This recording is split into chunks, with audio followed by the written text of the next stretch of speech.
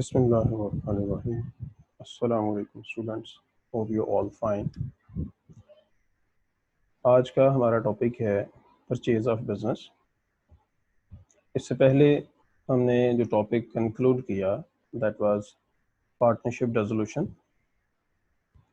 Partnership resolution में हमने सीखा कि पार्टनरशिप बिजनेस अपने एसेट्स एक एक करके मार्केट में सेल कर ले, लायबिलिटीज़ पे कर ले और जो पैसे बच जाएं वो पार्टनर्स आपस में शेयर कर लें। This was basic type of resolution. Then हमने सीखा कि एक पार्टनरशिप बिजनेस जो है वो एज ए टोटल किसी कंपनी को सेल हो जाए और जो पार्टनरशिप बिजनेस के एक्स पार्टनर्स हैं वो उस कंपनी के शेयर होल्डर्स बन जाए। एक ये पार्टनरशिप रेजोल्यूशन थी। जब हम यहाँ पे आते हैं परचेज ऑफ बिजनेस में, तो जो पार्टनरशिप बिजनेस एक कंपनी को सेल हुआ उस सिनेरियो में हम लोग पार्टनर्स के लिए वर्किंग कर रहे थे। तो परचेज ऑफ बिजनेस में क्या होता है कि हम उस कंपनी के लिए वर्किंग करते हैं जिस कंपनी ने वो बिजनेस खरीदा। दोबारा से समझ लें, एक जायंट स्टॉक कंपनी जिसने एक सोल ट्रेडर या पार्टनरशिप बिजनेस खरीदा है, टेक ओवर किया है, उस कंपनी के लिए वर्किंग करने का नाम है परचेज ऑफ बिजनेस। इस टॉपिक में हमने इस सेगमेंट को समझना है कि जब एक कंपनी किसी बिजनेस को टेक ओवर करती है या परचेज करती है तो इसकी अकाउंटिंग क्या है। You can see here is merger और टेक ओवर। कि एक कंपनी ने किसी दूसरे सोल ट्रेडर या पार्टनरशिप बिजनेस को टेक ओवर कर लिया। In case partners sell their business to any joint stock company, we can say it's as a merger. ये तो मर्जर हुआ। When we are working for that giant stock company which has purchased or taken over another business, it is called purchase of business. तो purchase of business में जो सबसे अहम काम है that is calculation of goodwill.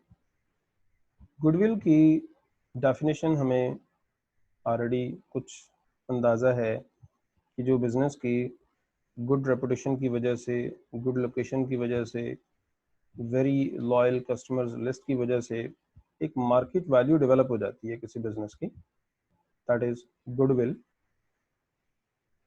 और goodwill जो है, कोई भी बिजनेस अपनी ही गुडविल को अपने बुक्स में एसेट शो नहीं कर सकता। ये वक्तन फ़वक्तन हम बात करते रहते हैं। दोबारा से समझ लें कि कोई भी बिजनेस जब एक लंबे अरसे के बाद, एक लॉन्ग टाइम के बाद इस्टेब्लिश होता है तो वो अपनी ही गुडविल को अपनी बुक्स में एज एन एसेट शो नहीं कर सकता। तो फिर क्या होता है, जब एक कंपनी किसी दूसरे बिजनेस को परचेज करेगी, खरीदेगी, तो कंपनी ने क्या करना है, उसकी गुडविल भी खरीदनी है या गुडविल भी परचेज करनी है। तो इस सिचुएशन में ये कंपनी की परचेज्ड गुडविल होगी और जो परचेज गुडविल है वो कंपनी अपनी स्टेटमेंट ऑफ फाइनेंशियल पोजीशन में as an intangible non current asset show करती है। तो देखें, in purchase of business scenario goodwill needs to be calculated for the partnership business. कि हमने जो गुडविल कैलकुलेट करनी है that is for partnership business. Goodwill of partnership business वो बिजनेस जो सेल हो रहा है या कंपनी जिस बिजनेस को खरीद रही है उस पार्टनरशिप बिजनेस की गुडविल। तो ये जो गुडविल है it will be purchase goodwill for joint stock company.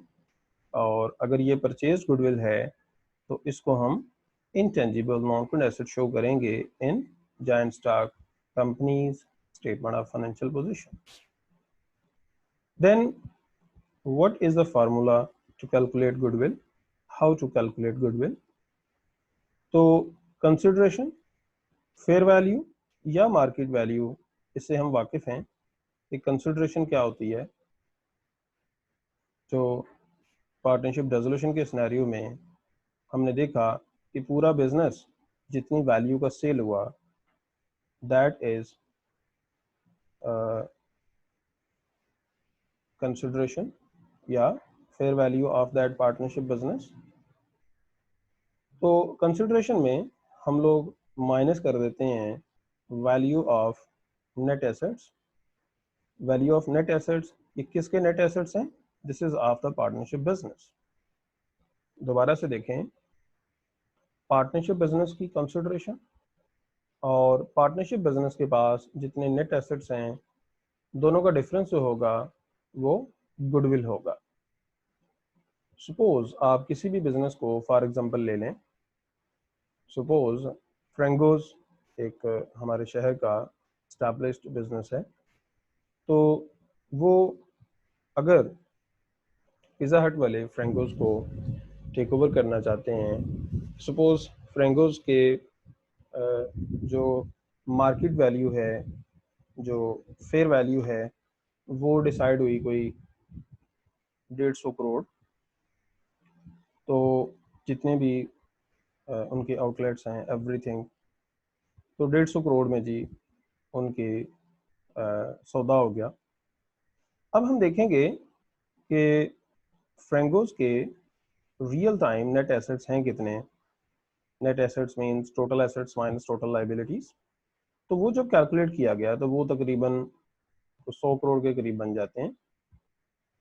तो लेकिन जो मार्केट वैल्यू है वो तो 150 करोड़ है, लेकिन जो फ्रेंगोज के बुक्स में फ्रेंगोज के पास नेट एसेट्स हैं दे आर वो 100 करोड़ है। तो ऊपर वाला जो 50 करोड़ ये दूसरी कंपनी पिज़्ज़ा हट वाले जो देने के लिए विलिंग है, that is basically goodwill of the Franco's business. तो बहुत अच्छे से समझ लें, जो मार्केट वैल्यू होती है उसमें से आप उस बिजनेस के नेट एसेट्स माइनस कर दें, तो जो डिफरेंस आता है दैट इज गुडविल। क्योंकि परचेज ऑफ बिजनेस के सिनेरियो में हमने हर क्वेश्चन में गुडविल खुद कैलकुलेट करनी है, तो गुडविल का फार्मूला बहुत अच्छे से आपको आना चाहिए। फिर इज कि जब एक कंपनी कोई भी बिजनेस खरीद लेगी, तो after that purchase of business company के हम कौन कौन से फाइनल अकाउंट्स बनाएंगे। तो मोस्ट ऑफ द टाइम हमसे जो बनवाया जाएगा that is statement of financial position very after the purchase of business. तो उसमें हमने करना क्या है कि कंपनी के अपने एसेट्स और पार्टनरशिप बिजनेस के एसेट्स, कंपनी की लाइबिलिटीज, अपनी लाइबिलिटीज और पार्टनरशिप बिजनेस की तरफ से जो लाइबिलिटीज कंबाइन हो वो। इसी तरह से जायंट स्टॉक कंपनी का जो ऑलरेडी शेयर कैपिटल है और at the date of purchase of that business जो कंपनी ने मजीद शेयर्स इशू किए, तो टोटल शेयर कैपिटल, इन सब को हम कंबाइन कर देंगे for both businesses. Both businesses means joint stock company and partnership business जो खरीदा कंपनी ने। तो ये बड़ी सिंपल सी अंडरस्टैंडिंग है to understand the purchase of business scenario. आपने देखा कि इसमें सबसे इम्पोर्टेंट चीज़ है गुडविल की कैलकुलेशन, और उसके बाद तो बहुत ही सिंपल है कि हमने एसेट्स, लाइबिलिटीज और कैपिटल की वैल्यूज को कंबाइन करवा देना। After this discussion we can attempt a question.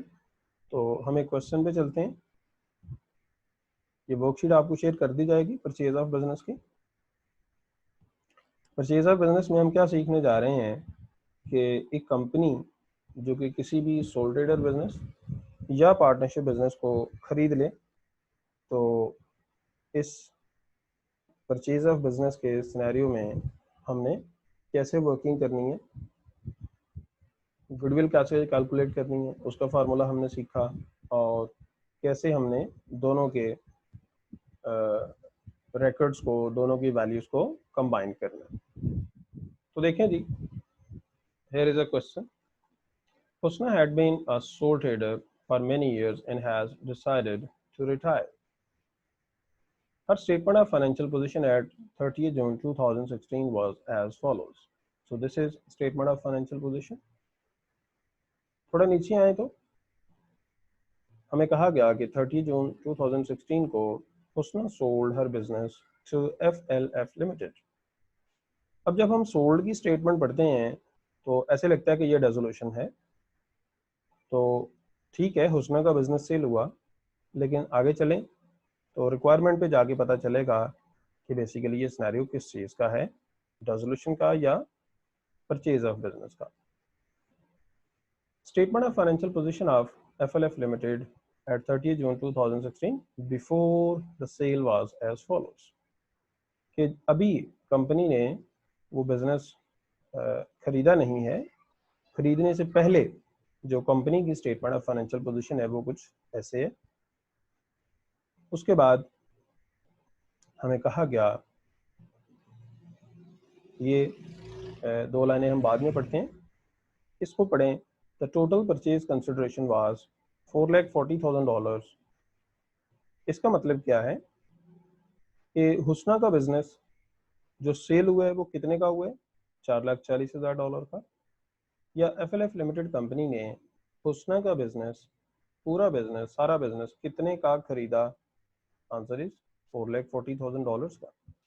तो ये होगी कंसिडरेशन। थोड़ा आगे आए, रिक्वायरमेंट पे आगे पता चलेगा कि हम बेसिकली क्या करने जा रहे हैं। इफ यू सी, हमें कहा जा रहा है कि prepare the statement of financial position of FLF limited company on 1st July 2016 immediately after the purchase of Husna's business।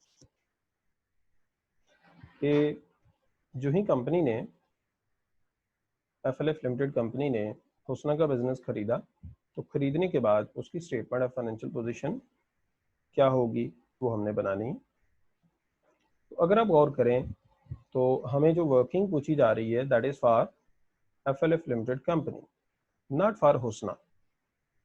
हम इस वक्त कंपनी की साइड पे वर्किंग करेंगे, जिससे हमें ये अंदाजा होता है कि this is purchase of business scenario. इससे पहले जो हम पार्टनरशिप रेजोल्यूशन कर रहे थे उसमें हमें पार्टनर्स या ओनर्स के लिए वर्किंग कहा जाता था।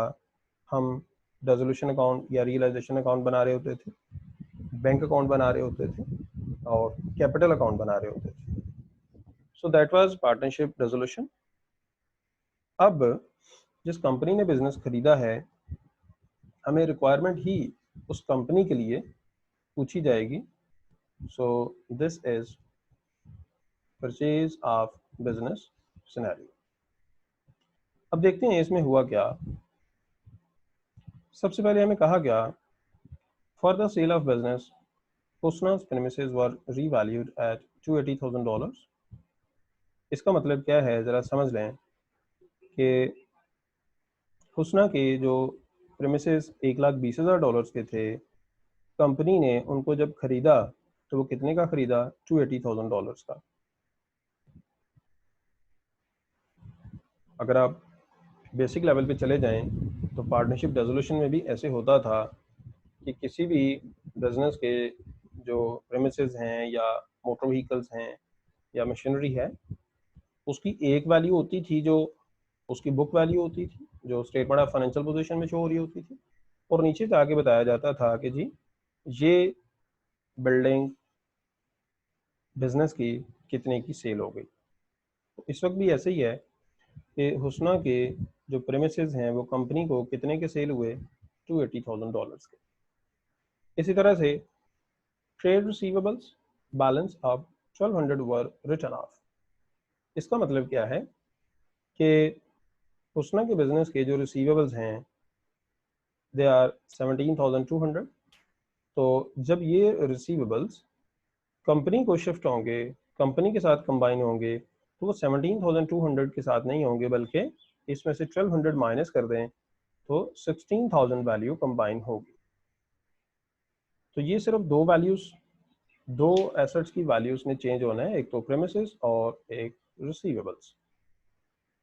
नेक्स्ट स्टेटमेंट पढ़ें। FLF limited company took over all the assets and liabilities of Husna's business except the bank account। मतलब कि जो बैंक अकाउंट है वो हुस्ना के पास ही रहा, बैंक बैलेंस वट, तो ये बैंक बैलेंस जो है वो कंपनी को नहीं जाएगा। नेक्स्ट कि ये जो 4,40,000 की कंसिडरेशन हम थोड़ी देर पहले डिस्कस कर रहे थे, ये कंपनी कैसे पूरी करेगी। तो बहुत ध्यान से समझें कि 4,40,000 में से कंपनी ने जो देना है $70,000 कैश देना, $120,000 के डिबेंचर्स देने हैं, 8% जो कि डिबेंचर्स का इंटरेस्ट रेट है। तो इस तरह से 70,000 प्लस 120,000 190,000 हो गया। तो क्या करें, 4,40,000 में से 190,000 माइनस कर दें तो बच जाता है 250,000। $250,000 की अमाउंट कैसे पूरी होगी? That is by ordinary shares. अब ऑर्डिनरी शेयर्स की जो नंबर्स हैं, तादाद है, वो है 1 लाख शेयर्स, लेकिन जो डॉलर अमाउंट पूरी होनी है दैट इज $250,000। तो यहाँ पे एक आप नोट लिख लें अपने पास। वो नोट क्या है कि $250,000 will be covered by issue of 1 lakh comma $1 ordinary shares। या यही नोट हम ऐसे लिख सकते हैं कि 1 lakh comma $1 ordinary shares will be issued to cover $250,000। $250,000 इसका मतलब क्या है कि जो एक शेयर है वो $1 का इशू नहीं होना, बल्कि एक शेयर 2.5 का इशू होगा। 2.5 कैसे आया? अगर आप $2,50,000 को 1 लाख पे डिवाइड कर दें, योर आंसर विल बी 2.5। 2.5 ये 2.5 क्या है? जिस पे एक शेयर इशू होगा या जिस पे कंपनी शेयर इशू करेगी। अब इस 2.5 में $1 तो पार वैल्यू हो गई, और ऊपर वाला जो 1.5 है वो शेयर प्रीमियम हो गया। इट मीन्स कि जब कंपनी की बुक्स में जाएंगे हम, तो $1 लाख शेयर कैपिटल में जाएगा, और ऊपर वाला जो $150,000 होंगे वो एज अ शेयर प्रीमियम लिखे जाएंगे। Next, at the same time as he purchased business, the directors of FLF Limited Company decided to have their own premises revalued। कि जो कंपनी के अपने प्रेमिसेस हैं उनकी वैल्यू भी इंक्रीज हो गई। कितनी? The premises were revalued at $1 million, 10 lakh. जरा देखें तो कंपनी के जो प्रेमिसेस हैं वो बुक्स में कितने हैं? 815 100, 815 100। तो आप क्या करें, 1 मिलियन माइनस 815 100 माइनस करें तो आंसर आ जाता है 184,900। 184,900 ये अमाउंट क्या होगी? It will B revaluation reserve in the books of FLF limited company. दोबारा से समझ लें, क्योंकि कंपनी के जो अपने प्रेमिसेस हैं वो 815 100 से इंक्रीज होके चले गए हैं 1 मिलियन पे। सो इन दिस वे जितनी वैल्यू इंक्रीज हो गई है प्रेमिसेस की, दैट इज 184,900। तो 184,900 के साथ एक रीवैल्यूएशन रिजर्व रिकॉर्ड किया जाएगा इक्विटी सेक्शन में, और कंपनी की बुक्स में जो प्रेमिसेस अब रिकॉर्ड होंगे वो रिकॉर्ड होंगे $1 मिलियन। तो प्रेमिसेस $1 मिलियन कंपनी के अपने, और उसके साथ हम कंबाइन कर देंगे जो हुस्ना के बिजनेस की तरफ से प्रेमिसेस आए, यानी कि जो बिजनेस टेक ओवर किया गया, $280,000। तो 1 मिलियन प्लस $280,000 दोनों के हमने एसेट्स को कंबाइन कर देना है, क्योंकि हम अभी बनाने जा रहे हैं statement of financial position of FLF limited company.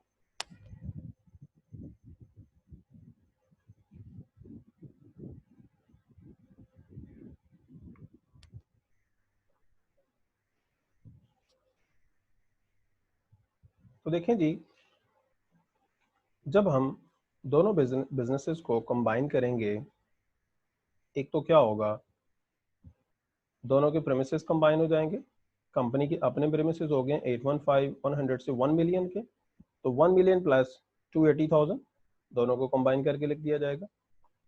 फिर दोनों बिजनेसेस का जो इक्विपमेंट है वो एज इट इज जो नजर आ रहा है 190,900 प्लस 14,600 दोनों का इक्विपमेंट कंबाइन करके हम लिख देंगे। और मजीद नॉन करंट एसेट्स में वहीकल्स आ जाएंगे 81,500 की, जो कि हुस्ना के बिजनेस की तरफ से कोई वहीकल्स नहीं आई। इसके साथ साथ हमने नॉन करंट एसेट्स में गुडविल लिखनी है। गुडविल जो हमने कैलकुलेट करनी है, तो गुडविल इसकी कैसे कैलकुलेट होगी, फॉर दैट पर्पस हमने फार्मूला सीखा था कि जी टोटल कंसिडरेशन 4,40,000, 4,40,000 कंसिडरेशन में से हमने क्या करना है, हुस्ना के बिजनेस के नेट एसेट्स माइनस करने हैं। हुस्ना के बिजनेस के नेट एसेट्स हम माइनस करेंगे। अब हुस्ना के बिजनेस के नेट एसेट्स क्या होंगे, तो उसके लिए आपने एक वर्किंग नोट करनी है। वो कैसे कि हुस्ना के बिजनेस के पास एसेट्स कौन कौन से हैं। हुस्ना के बिजनेस में इस वक्त जो प्रेमिसेस हैं वो हो गए हुए हैं 280,000 के, प्लस इक्विपमेंट हो गया 14,600 का। इसी तरह से इन्वेंट्री है 29,500 की, रिसीवेबल्स हो गए हैं 16,000 के। ये टोटल एसेट्स हो गए। तो टोटल एसेट्स में से आप माइनस करवा दें ट्रेड पेएबल्स 11,600 के, तो ये वैल्यू आ जाएगी नेट एसेट्स की। दोबारा से देख लें, नेट एसेट्स की वैल्यू कैसे आएगी, हुस्ना के बिजनेस के total assets minus total liabilities, premises 280,000 के और इक्विपमेंट 14,600 का, इन्वेंट्री एज इट इज 29,500 की, रिसीवेबल्स 17,200 से डिक्रीज होकर 16,000 के हो गए थे, और टोटल एसेट्स में से हम माइनस कर देंगे ट्रेड पेएबल्स, तो ये वैल्यू आ जाएगी नेट एसेट्स की। अब नेट एसेट्स को हम माइनस कर देंगे 4,40,000 में से, तो $4,40,000 minus net assets, we will get goodwill. तो थोड़ा इसकी मार्किंग स्कीम को देखें तो इस वक्त आपके सामने FLF लिमिटेड कंपनी की स्टेटमेंट ऑफ फाइनेंशियल पोजीशन है। इफ़ यू सी, सबसे पहले जी गुडविल की अमाउंट लिखी हुई है 1,115,500।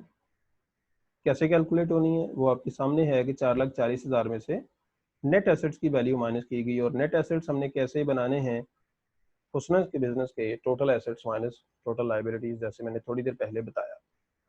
फिर प्रीमिसेस हमने इस तरह से ब्रैकेट में दोनों बिजनेसेस के प्रीमिसेस को ऐड करके लिख लिया, दोनों के इक्विपमेंट ऐड होके आ गए, और व्हीकल्स एक ही वैल्यू आ गई, क्योंकि ये सिर्फ और सिर्फ FLF लिमिटेड कंपनी के। देन यू सी इन्वेंट्री दोनों बिजनेसेस की कंबाइन होकर लिखी गई, तो इसी तरह से दोनों बिजनेसेस के जो ट्रेड रिसीवेबल्स हैं वो कंबाइन होकर लिखे जा रहे हैं। ये कंपनी के हैं, ये हुस्ना के बिजनेस के हैं, जिसमें से 1,200 बैड डेट्स मतलब डिक्रीज हो गए थे रिसीवेबल्स, तो इस तरह से टोटल रिसीवेबल्स आ गए। तो टोटल एसेट्स हैं इस वक्त 19,27,000। तो total assets, then equity section में आए तो इस वक्त कंपनी के जो ऑलरेडी शेयर्स थे, वो थे 8 लाख। 1 लाख शेयर्स जब कंपनी ने हुस्ना का बिजनेस खरीदा तो 1 लाख शेयर्स इशू किए थे, इस तरह से 9 लाख का शेयर कैपिटल आ गया टोटल। शेयर प्रीमियम, जैसे मैंने थोड़ी देर पहले बताया था कि 1 लाख शेयर्स 2.5 लाख के इशू होंगे तो उसमें 1 लाख तो होगा शेयर कैपिटल, ऊपर वाला जो 1.5 लाख है वो शेयर प्रीमियम में चला जाएगा। Then retain earnings as it is लिखी जाएंगी, general reserve as it is लिखे जाएंगे। अलबत्ता रीवैल्यूएशन रिजर्व, ये जो कंपनी के अपने प्रेमिसेस की वैल्यू इंक्रीज हुई थी तो रीवैल्यूएशन रिजर्व की अमाउंट आ जाएगी 184,900 इक्विटी सेक्शन में, तो टोटल अमाउंट आ गई। इसके बाद नॉन करंट लायबिलिटीज़, जब कंपनी ने हुस्ना का बिजनेस खरीदा तो उस वक्त $120,000 के डिबेंचर्स इशू किए थे, तो ये कंपनी की स्टेटमेंट ऑफ फाइनेंशियल पोजीशन में एक नॉन करंट लायबिलिटी का इजाफा हो जाएगा। इसके बाद करंट लायबिलिटीज़ में देखें तो